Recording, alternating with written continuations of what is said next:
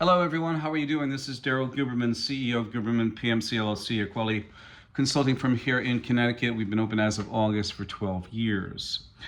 This is about Ansi-Anab's use and their abuse of the word accreditation. Quality expert Daryl Guberman explains. Yes, the word accreditation.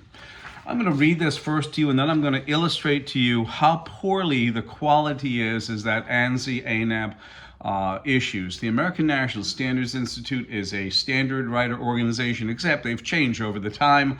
You can see up on SurfSafe certifications inside food eateries throughout the United States. SurfSafe is like the #1 company, and they're rated C on the Better Business Bureau. They used to be rated F, and I hammered away. As of January 2023, they got an A rating, and now they're back down to a C rating. And that's for their customer service applications, which are not that good. So I'm going to read this to you, and then I'm going to illustrate to you several companies who skipped quality processes, who fudged documentation on their products as they went out the door, and also have, even after 800 F-35s have been built, the 801st still has defects up to including loss of aircraft and loss of life. So this is accreditation. Accreditation is merely a collective opinion of self-designated experts. In the outside world, people, companies, and institutions want to know that they are competent and efficient. Accreditation implies that a company or organization adheres to certain standards. These standards are set by a third party which does not possess the force of law and whose approval is deemed as acceptable review of quality or efficiency of another organization. Accreditation is performed by an agency that has been accepted as a standard by whoever chooses to accept it.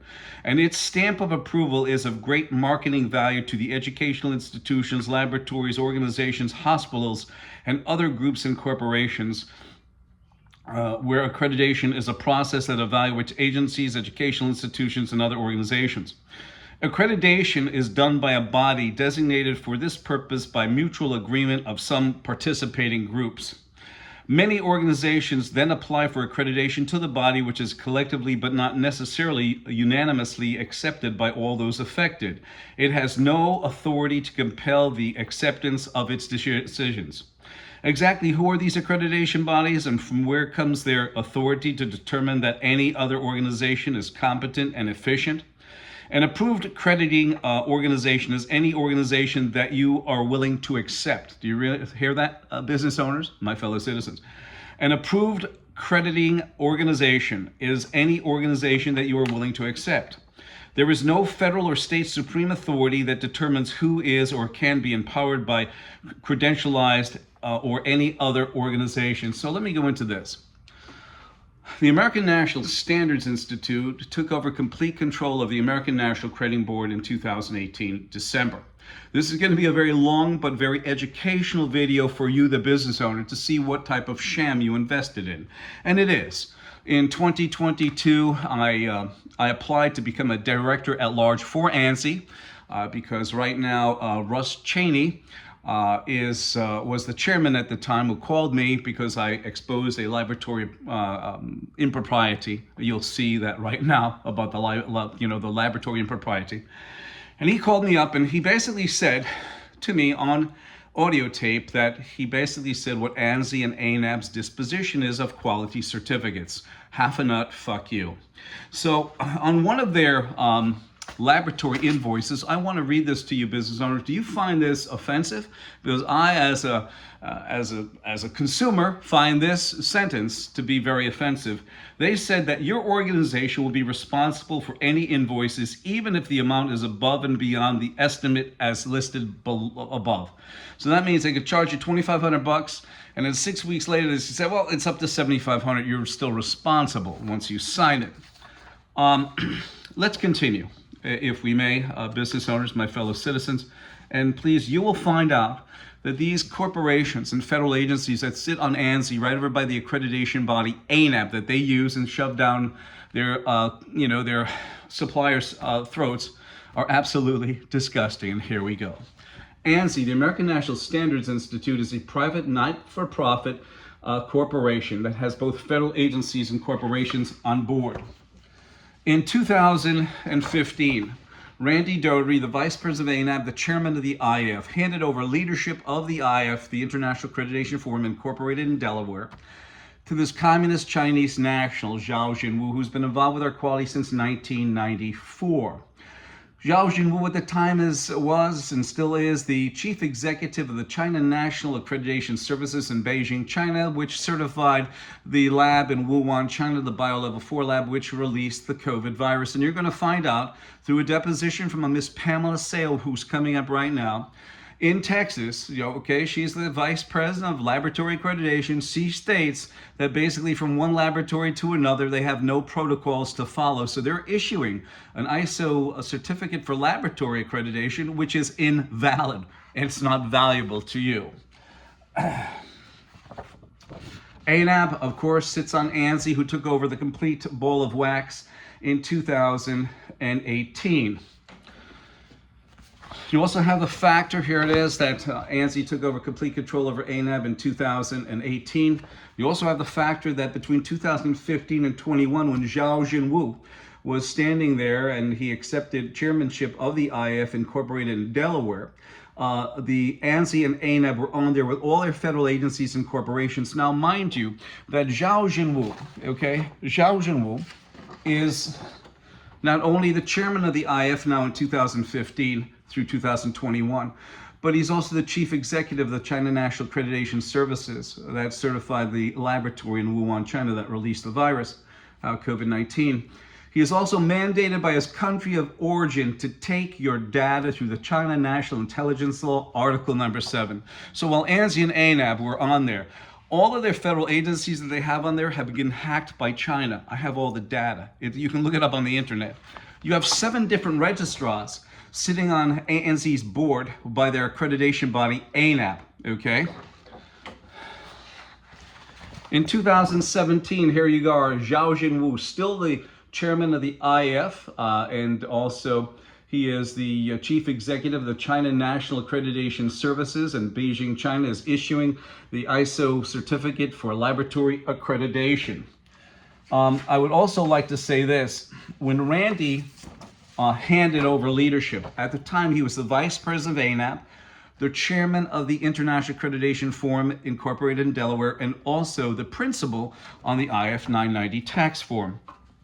Now we bring up Pamela Sale, who's a vice president of laboratory accreditation, and of course we have laboratory failures. We've got a ton of them, business owners. If you need to have them, please do not hesitate to contact me, 203-556-1493, or Daryl, DARYL, TQRS@yahoo.com. In fact, on the back of this, you have a signature from the FBI on their forensic laboratory, which failed miserably. We have that data as well. And you have a contract between Ansi-Anab and the FBI to see how deeply they're involved. So Pamela Sales said this under deposition. She said, one of the issues is that there is, and I'm going to add phlebotomy lab and BioLevel 4 labs. One of the issues is that there is no commonly agreed upon set of standards that forensic labs, BioLevel 4 labs, or phlebotomy labs around the country and world have to follow. Instead, there are informal guidelines that labs can choose to follow or not, which means that they're out of control. As I said, you have Ansi that took over complete control over ANAB in 2018. You also have the factor that Ansi and ANAB are underwriters for the International Laboratory Accreditation Cooperation in Australia and the International Accreditation Forum in Delaware, which means if they are underwriters, then they are legally responsible for any failures within the system, because right now they say, we only certify the system. No, because they're underwriters, and this is on a federal contract, by the way, and it states that ANAB, or Ansi-Anab, is an underwriter for the International Accreditation Forum. So if anything happens with this government contract, the onus stays on Ansi-Anab. We have Lockheed Martin. Lockheed Martin, let me give you a little history. In 2009, Lockheed Martin gets hacked by China. Okay, in 2012-13, the DoD, Department of Defense, which also sits on Ansi, signed a waiver so that China could build specialized magnets for no other than the F-35 fighter. They most recently said, oh, you can't do that. After all those years of impropriety, somebody got their palms greased. So then in 2012 as well, you have a division of United Technologies, Sikorsky Aircraft, that gets hacked by China. In 2015, Lockheed goes to purchase Sikorsky, and in the Connecticut Mirror, it states, with China's okay, Lockheed Martin closes in on the purchase of Sikorsky Aircraft. You also have the factor that during this time between 2015 and 21, Lockheed Martin sat on the IAF, controlled by Communist China, and they were members of the International Aerospace Quality Group, which gave them the conduit into the IAF, sitting over by Iran and Pakistan and all the rest of this. You also have the factor that you have the LCS Littoral battleship, another defective product that Lockheed Martin makes. You have the factor of the F-35 has problems, 276 deficiencies and more. After their 801st ship that they built, they still have quality issues that are plaguing the organization as a whole. You have the factor, as I told you, Lockheed gets hacked in 2009, Sikorsky in 2012, and then China gives them the authority and says, go ahead, buy Sikorsky. Why? Because here it is. These are the actual products that Lockheed and Sikorsky, now it's Lockheed Sikorsky, manufacture, and here are the Chinese counterparts. So yes, they did take the documentation. Another thing is the SB-1 Defiant, which was supposed to be the replacement for the Black Hawk. We understand that Bell won that contract with the V-280 Valor. As a matter of fact, in 2013, Lockheed and Bell were working together on the V-280 Valor, and from what I understand, Lockheed is building the entire avionics systems for the V-280 Valor. So in some parts, they lost a little bit of the contract, and others they gained. And I'm going to show you this. They had a Chinese exposition several months ago where they had on exhibition, they had both the SB Defiant model and the V-280, the V-280 Valor from Bell. So these aircraft have already been taken by the Chinese. Why are we even buying these aircraft? It's beyond me. You also have United Technologies that sits on Ansi. You have the Department of Transportation sitting right over by Lockheed and Boeing and all the rest of that when a disaster happens. You have the Federal Aviation Administration, which in 2009 gave Lockheed carte blanche to build and design the 737 MAX. They also had problems with their 777 and 787 products. Why? Because the Boeing sits too close, and Boeing put out a procurement notice in 2002 where it said if you're AS9100 certified for aerospace, that's their ISO standard for aerospace. If you're AS9100, we don't have to send any more inspectors in. Go to town, do your thing. That's the same thing with NADCRAP as well, the special process certification. That's a real joke, but that's for another time. We have Boeing. Boeing, here we go. Boeing, if it's Boeing, don't get going. The worst thing is that on their supplier portal, it states that certification body is accredited for these quality management systems by ANSI, ASQ, National Accrediting Board, or international equivalent. You find out that the international equivalent, because they are equivalent to accreditation as ANAB, is Iran and Pakistan, can go into Boeing's doors and do an inspection. Lockheed too, and our government, because they are equivalent to an ANAB accreditation. Also remember again, ANSI, ANAB are underwriters. So these organizations that are equivalent in accreditation to ANAB, ANAB is still responsible for what they dispense. We also have the factor that Boeing, sitting on ANSI's board right over by their accreditation body, they shoved down their suppliers' throats. They were caught fudging documentation, okay?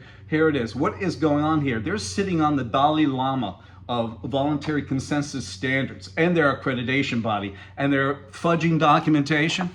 Well, that's no surprise. And you have, here it is. Here goes an example. Boeing and Lockheed sitting on ANSI's board, being controlled and manipulated by Communist China between 2015 and 2021. You have federal agencies and corporations, all of them getting hacked by China, but not hacked, materials given away. You have the FDA. The FDA is a funny one because they signed off approval on Pfizer and Johnson & Johnson's COVID shot. They also approved ANAP to do third-party registration, and the FDA sits on ANSI members of management. They also sat on the ANAB's board to approve ANAB for third-party certifications. You find anything wrong with that? You also have the National Institute of Health. NIH sitting on there. You have the CDC sitting on there. You have the USDA. Now here goes a good one. You have Pfizer and Johnson & Johnson that's sitting right over by the FDA. Right over by the FDA, as I showed you in there on Ansi's board. And you have Pfizer that sits on there. And then Pfizer skipped critical testing and cut corners on quality standards and documents revealed. And Pfizer's newest vaccine plant has persistent mold issues in its history. So you have these issues, and they sit on Ansi's board right over by the accreditation body. Many of Pfizer's suppliers, subcontractors, and even they utilize. And here's a perfect example of Pfizer and their shot. Another item is you have Johnson & Johnson sitting on Ansi's board right over by the FDA, CDC, NIH, USDA, etc. And here's what happened with them. J&J says batch of COVID vaccine failed quality check, not clear how many vials were lost. FDA tells J&J to scrap 60 million vials and doses made at troubled plant. In fact, the J&J shot, one and done, has been suspended since I think May 2023. I think this month they suspended it a couple months back. That there has been a lot of health issues with those people who have taken that. And we look at the IAF, the International Accreditation Forum, which is a repository for all these accreditation bodies that are equivalent in accreditation to ANAB. In 2013, we were basically verbally approved by a representative of the ASQ, the American Society for Quality, Dave Levy, who was at a seminar we were giving on quality and quality out of control, which it is. It's always been out of control.